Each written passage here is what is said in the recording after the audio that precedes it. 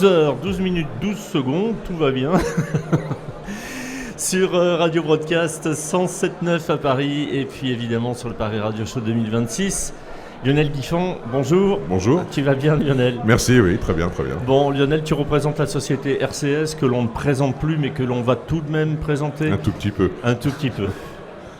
C'est à moi de le faire, donc. Ah bah oui, du coup, je préfère, c'est toi l'expert. Donc RCS, c'est la société de développement informatique, un logiciel qui édite l'outil de programmation quasi universel dans les radios qui s'appelle Selector, aujourd'hui c'est G-Selector, qui permet donc d'organiser le programme. Toutes les radios sont équipées quasiment, Beaucoup. En tout cas les grands groupes sont équipés du G-Selector. Oui, non, c'est un produit. D'abord, c'est un produit très ancien qui a été, bien sûr, dans la Xème version modernisée.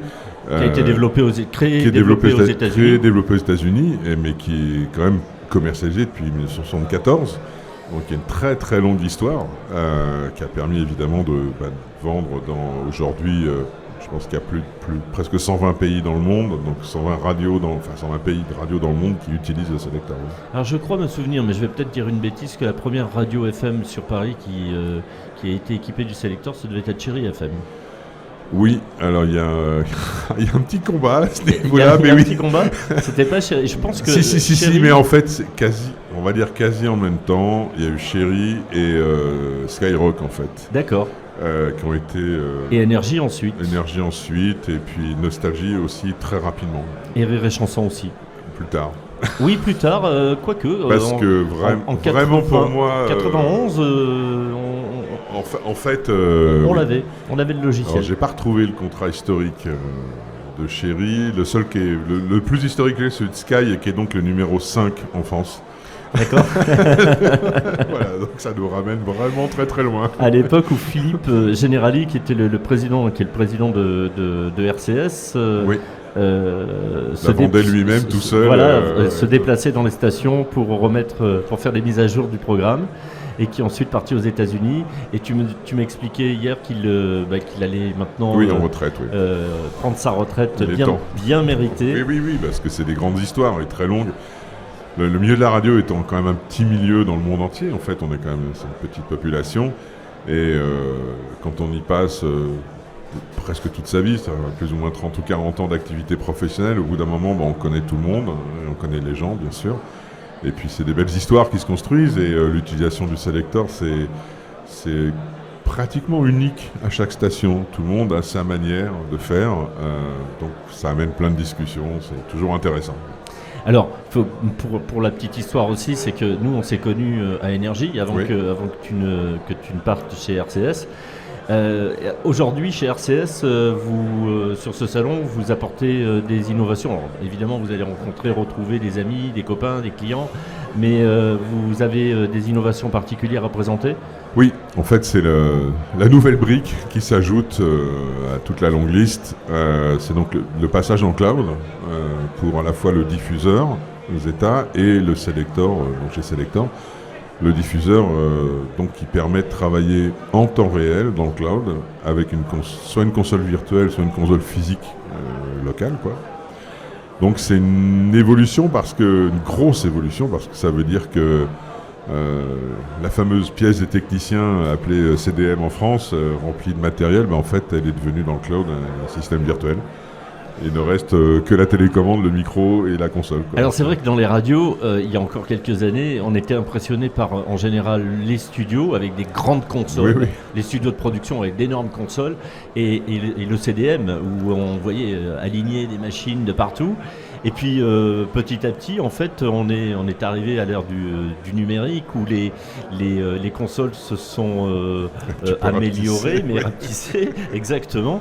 Et là, donc, c'est un peu le même principe. Donc, les CDM, ils disparaissent, ou en tout cas, ils ont pas trop plus la même existence. Plus la même existence, oui. C'est peut-être pas un avenir aussi radieux. Non, mais on y fait beaucoup plus de choses et de manière plus simple et plus fiable, quand même, parce que les appareils, il faut toujours les surveiller, les maintenir, les changer. Et c'est vrai qu'aujourd'hui, que ce soit sur la partie diffusion, traitement de son, encodage, et tous les départs et tous les systèmes annexes qui permettent au son d'être propagé sur les différents supports qui sont disponibles, tout ça est intégré en virtuel dans un système et globalement est très stable. Et surtout, si demain il y a une mise à jour à faire, c'est tous les logiciels, c'est tout le logiciel qui est upgradé automatiquement partout. Voilà, donc ça change quand même beaucoup la vie. Bien sûr. En revanche, tu dis c'est stable. J'imagine que vous avez fait une multitude de tests avant. Il n'y a pas de risque. Alors, le risque zéro n'existe pas, mais alors en informatique où ça n'existe pas. Ça n'existe pas. Ça n'existe nulle part d'ailleurs. Mais ça veut dire concrètement que c'est vraiment sécurisé de telle façon à ce que tout le monde soit bien rassuré. Il n'y a pas un grand secret, on s'appuie sur les structures d'Amazon, mais quand même par sécurité, on est dans deux centres serveurs physiques en Europe, sachant que la partie américaine est réellement sur des serveurs américains aux États-Unis, et la partie européenne est donc sur deux centres serveurs au Portugal et en Irlande, pour être sûr, le plus sûr possible, puisqu'on n'est jamais à 100% avec l'informatique, d'être quand même stable. Et surtout d'échapper aux attaques, parce que c'est quand même une réalité, on n'en parle pas énormément, mais il y a quand même beaucoup de radios qui sont attaquées, où les bases de données sont détruites ou très abîmées. Donc c'est vrai qu'aujourd'hui, ça apporte quand même un niveau de sécurité supplémentaire. Donc safe. Et puis oui. Tu me disais hors antenne, ça te donne la possibilité d'aller à Lisbonne plus souvent, c'est ça? Lisbonne ou autre part, oui. Oui. Et donc, évidemment, G-Selector est toujours d'actualité, avec des améliorations qui sont, j'imagine, permanentes. Oui, nous, de toute manière, la philosophie d'RCS depuis le jour zéro, c'est effectivement qu'il y a, au-delà de la tarification, tout est inclus, comme on dit, et le support et les upgrades, en fait, donc on travaille en permanence sur les logiciels. Au minimum, il y a 2 upgrades par an majeurs, on va dire, qui sont à 99% issus de retours d'utilisateurs. C'est-à-dire que nous, on parle en permanence avec les utilisateurs et c'est des fonctionnalités. On n'invente rien d'exceptionnel. Oui, on fait fonctionner les idées des utilisateurs. Vous mettez à jour les idées des utilisateurs pour leur simplifier la vie, pour que ce soit plus intuitif, plus...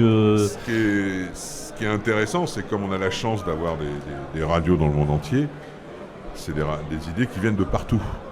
Et parfois on les recoupe, on les additionne parce qu'une idée très simple qui est née quelque part, on la propose à un autre client d'un autre pays, il dit « Ah oui, mais alors du coup à partir de là, je peux faire ci, et puis je pense qu'à ça ». Et donc à la fin, ça devient une vraie fonctionnalité. C'est une évolution permanente. Oui, c'est une évolution permanente et c'est une richesse incroyable parce que ça vient de l'utilisation de milliers de radios dans le monde. Donc c'est vraiment, c'est incontournable. On peut pas...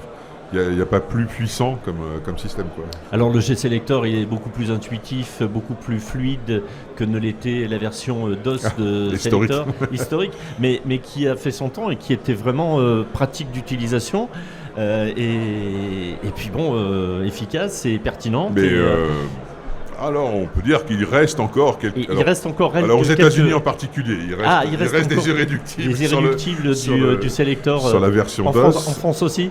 Non, ça y est, non, mais en Europe même plus du tout. On a réussi... on va y passer à G-Selector. Je ne savais pas si on allait en parler ou pas.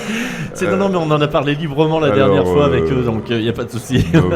Oui, c'est le cas exceptionnel, puisqu'à la fois sur la programmation, ils étaient toujours sur le Selector DOS, donc la version IBM, le code d'origine, mais aussi le diffuseur. Et c'est ça qui rendait leur situation tout à fait exceptionnelle, parce que c'était notre dernière station du monde à utiliser le système DOS. Et faire les mises à jour, c'est pas simple. Ils n'ont pas eu de mise à jour depuis 40 ans, mais ça fonctionnait toujours. Et Benoît Simon, qui est directeur technique, a fait un travail incroyable, puisqu'il a maintenu tout ça en vie.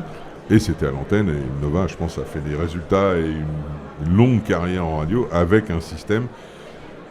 Aujourd'hui, on dirait temps réel parce que il n'y a pas d'idée de je prends un fichier et je mets de l'audio en fichier. Il faut enregistrer et puis c'est pareil pour la voix, donc il faut tout faire doucement. Est-ce que c'est compliqué de passer sur cette version DOS de Selector à la version G-Selector? Est-ce que ça nécessite pour les programmateurs une formation importante? Il y a une petite mise à jour, ça c'est sûr. Une petite mise à jour aussi. Mise à jour de fonctionnalité. Non, c'est pas important. Enfin, c'est pas compliqué parce que de toute manière, l'essence est là. Je veux dire, aujourd'hui, oui, le G-Selector actuel permet de faire des choses évoluer, on va dire, mais la base, l'idée même du concept de j'ai une horloge et des catégories, tout ça, ça tourne, il y a des rotations, de toute manière, ça n'a pas changé. Après, on rajoute des règles. Oui, la philosophie reste la même. Mais oui, mais une radio, jusqu'à aujourd'hui, les radios fonctionnent toutes à peu près sur des modèles équivalents. Après, pour eux, le plus gros changement, c'est le gain de temps de travail. Parce que c'est une seule base de données pour autant de radios que vous voulez, et on rentre une seule fois l'audio pour tout le monde.